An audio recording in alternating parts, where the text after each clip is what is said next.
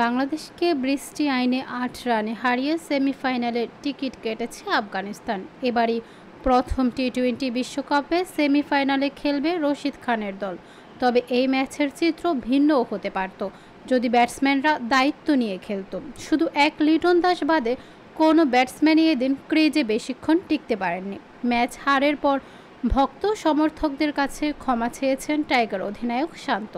বিশ্বকাপের সেমিফাইনালে যাওয়া ভালো এক সুযোগ ছিল বাংলাদেশের সামনে আজ, তবে সেটা করতে ব্যর্থ হয়েছে তারা। এমনকি ম্যাচে জয়েরও সুযোগ ছিল শান্তদের সামনে, তবে ব্যাটিং ব্যর্থতায় তা হয়নি। আফগানিস্তানের কাছে এমন ম্যাচ হারের পর ভক্ত সমর্থকদের কাছে ক্ষমা চেয়েছেন টাইগার অধিনায়ক। তবে বাংলাদেশের বোলিং ইউনিটে উন্নতি দেখছেন শান্ত। তিনি বলেন, আমি মনে করি পুরো বোলিং বিভাগটাই টুর্নামেন্টকে দুর্দান্ত করেছে। আমি রিশাদদের কথা বিশেষভাবে বলবো। পুরো টুর্নামেন্টে সে খুব ভালো বোলিং করেছে। তানজিম সাকিবও ভালো করেছে। আমাদের ফিল্ডিংও ভালো হয়েছে। তাই আমি বলবো এখান থেকে ইতিবাচক অনেক কিছু নিয়েই আমরা সামনে এগিয়ে যেতে পারি।